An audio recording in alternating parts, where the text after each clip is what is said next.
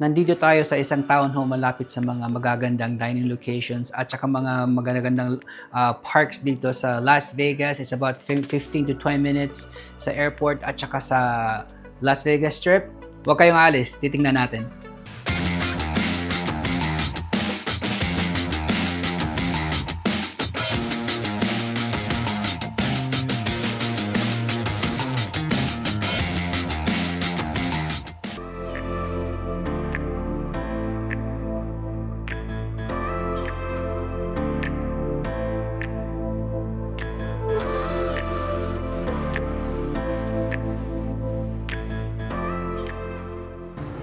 Ay, kumusta mga kabayan? Kung bago kayo sa channel na ito, ang ginagawa ko ay tinuturo ko kayo sa iba't ibang bagong tayong communities at model homes sa iba't ibang parte ng Las Vegas at Henderson. Kaya kung interesado kayo sa mga bagong bahay o nagbabala kayong lumipat, bumili o magbenta ng property dito sa Las Vegas, huwag kalimutang mag-subscribe, like this video at i-hit nyo na rin ang notification bell para updated kayo sa real estate market dito.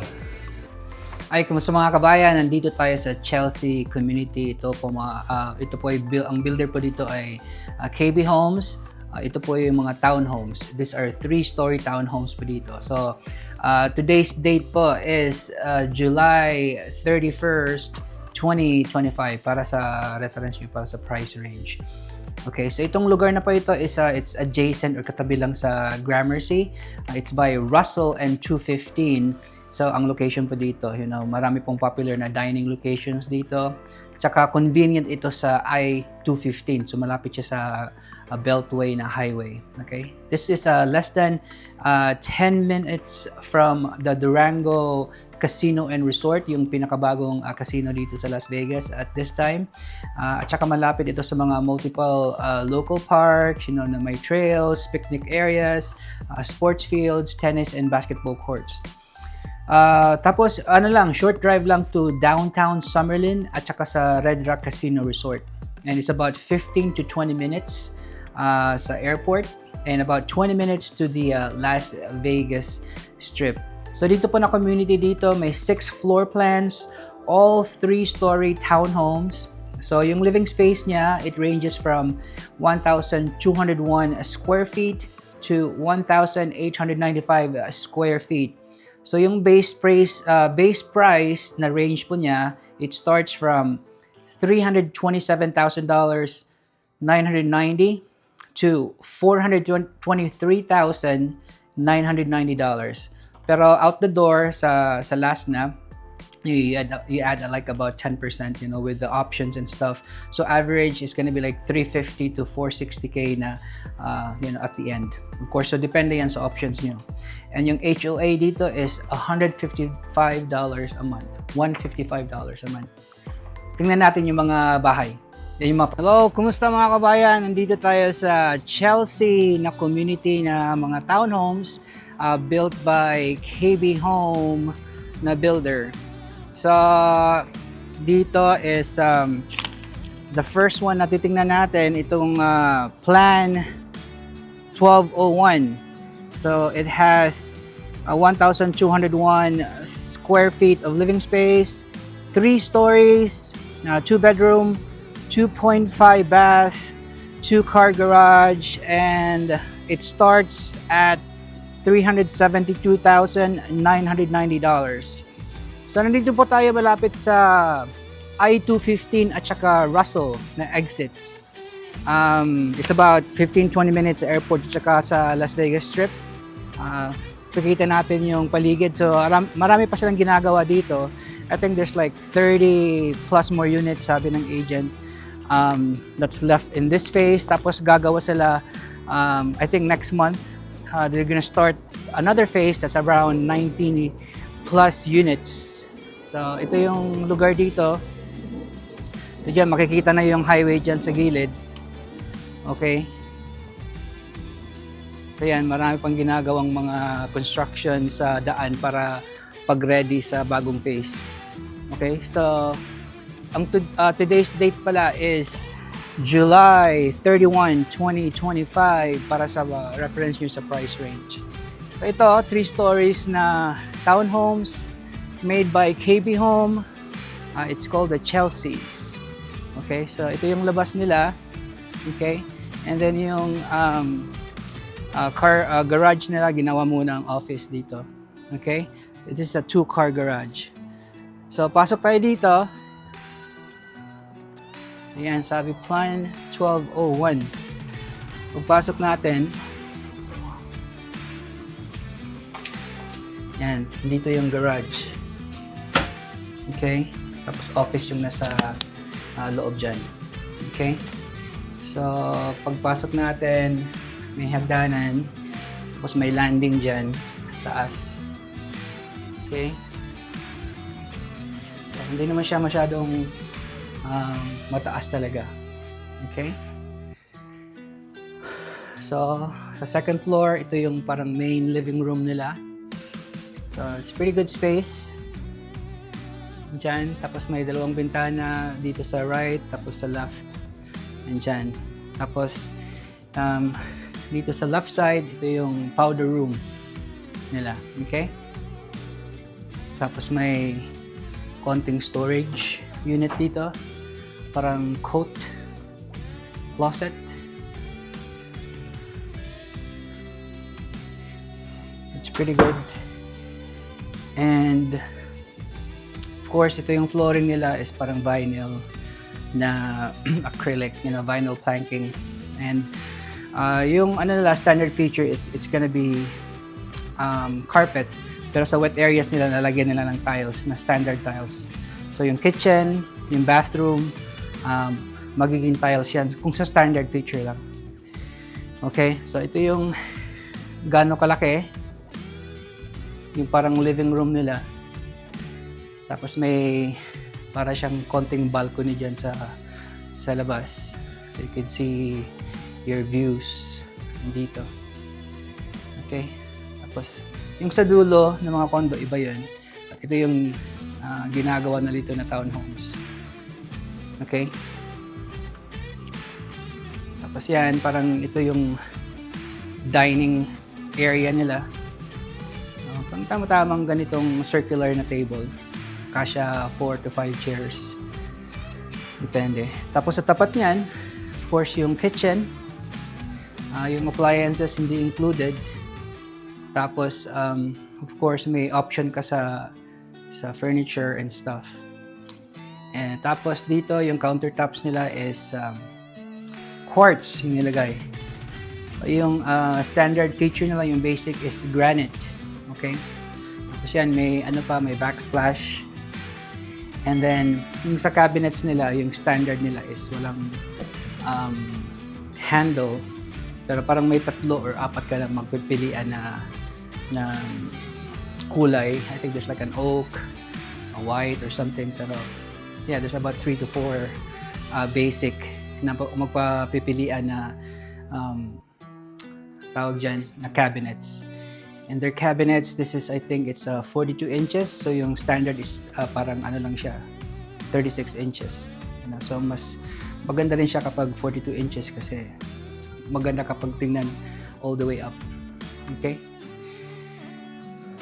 So dyan, of course yung dishwasher, stove, and microwave kasama na yan sa purchase. Tapos yung sink nila, yung standard is yung double sink. Ito is parang undermount siya na single sink. So maganda rin siya. Yan, tapos yung nila, gripo, yung faucet is also upgraded. Yung standard parang wala silang parang ganito. It's like a straight thing na chrome. And then kung makikita mo yung window dyan, yung ginagawa ko yan. Yun yung second phase, yung malaking lugar dyan. So I think they have like around 90 units pa. So it's they're gonna be here for maybe another year or a couple more years. So dyan, and then of course ito yung storage sa kitchen. So yeah, yung stove, oven at saka microwave kasama na yan, at saka yung dishwasher. So yun yung storage dito sa baba. Maganda rin. Maganda rin siyang may backsplash, pero sa basic dyan, hindi kasali yung sa standard. You have to do an upgrade for that one. So, tingnan natin dito. Yeah, okay rin naman yung ano niya, storage sa cabinets. And then may ano rin siya dito, yung vent palabas. You know, so example, nagluluto ka ng isda dito. So i-turn mo lang yung vent. You know, may vent dito sa tawag dito sa microwave, and then it goes up dyan. Okay, para lalabas yung usok at saka yung amoy. So depende. Hopefully mawawala yung amoy ng tuyo. So yan, tapos dito sa dulo, may ano dito, yung pantry. Pretty good size pantry para sa townhome. Okay. Yan. So yan, yun yung second floor with the kitchen. Tapos yung dining room, dining area, tapos may konting balcony or porch dito outside. And then ito yung parang entertainment or yung living room. Okay? And then yeah, of course dito yung sa wall nila, you know, I think this is like an eggshell na parang coat. So maganda yan kasi hindi siya madaling madumihan kaagad. You know. So ito yung second floor, you know, kasi yung first floor yung garage natin. At saka yung railings nila nandyan, you know, I think that's an upgrade. Yung standard nila is parang yung ano lang, yung parang solid wall na railing, you know. And then yung rail sa kabila, ano siya, parang steel, you know, yung standard. Pero ito parang upgrade to siya. You know, so pataas yung stairs nila, carpet. Tapos mga kabayan, punta tayo sa taas. You know, kung pupunta kayo ng mga bagong build or mga townhome, mga new builds or bahay, you know, mas maganda na kasama nyo yung realtor nyo, kagaya ko, para at least may makakapag-negotiate sa inyo, matutulungan sa mga deals. Kasi yung mga salesperson dito, you know, their best interest is for the builder, not for the buyer. So, yeah, kung pupunta kayo, let me know, give me a call or text me, and then I'll help you from start to closing. Sa pagkakyat natin, dito kaagad sa right side, yung room. This is just a 2-bedroom townhome. Ito yung first room. Wala siyang bathroom sa loob. Yung isa yung may bathroom. So yan, ito yung size niya. Okay? Tapos may walk-in closet dito.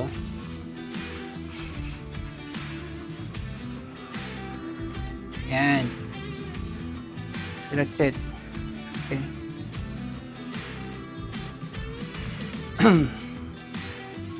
Tapos parang nakikita nyo parang vent dyan sa taas, you know, para yung hangin tuloy-tuloy each room para maiwasan yung pag-slam ng mga pintuan minsan kapag nagba-vacuum yung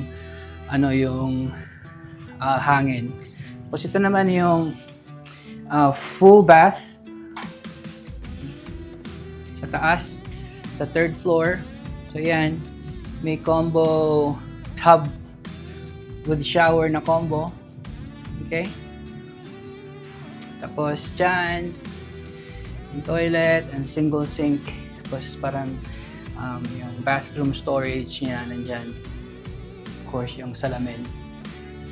So ito yung full bath sa third floor. First full bath. Tapos dito yung katabi naman, may konting storage dito. Storage yung laundry room is here. So, yung gagawin dyan, it's gonna be like a stackable style. You know, so isa stack up and down yung dryer at saka washer. Or you could get like a combo dryer washer, yung parang nasa laundromat. You know, but mas maganda separate. You know. So, ito yung laundry nila sa taas. Okay? And then yung katabi dyan, ito na yung parang master bedroom. Okay? So, good size. I think this is a king, California king or king size na bed. Tapos dito, sa likod ng pintuan, ito yung parang walk-in closet nila. Okay. Ayan. So, pretty good size closet. Tapos nandito rin yung parang sa cable management. You know? Sa lalagay dyan yung mga modem para sa internet tsaka sa router.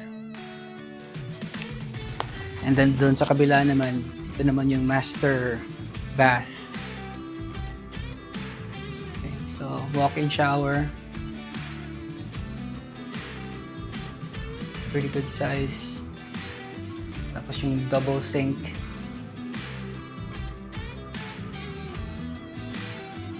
Salamin. Tapos may storage dyan sa baba for the bathroom stuff. Yan.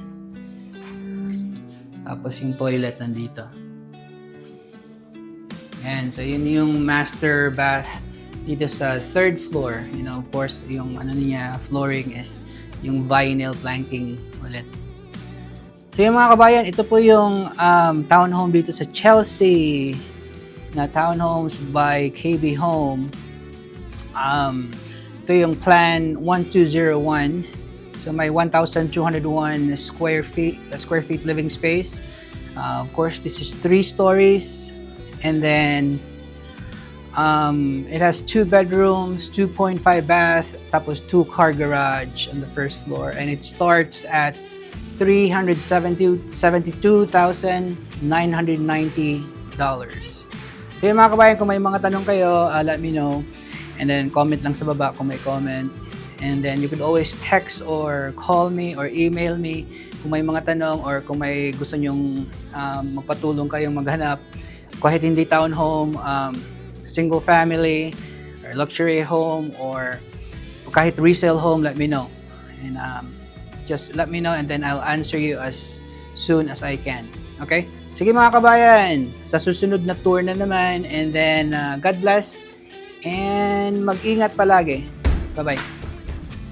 Kung ito na ang hinahanap mong bahay o gusto mo ng mas maliit, mas malaki o nasa ibang lokasyon, kahit resale man yan, masaya akong tumulong sa'yo. Call, text, email o mag-comment ka lang sa baba kung may tanong ka. Nandito lang ako, ready to help. At kung gusto mong updated sa mga bagong tours at tips, huwag kalimutang mag-subscribe. Maraming salamat sa panonood.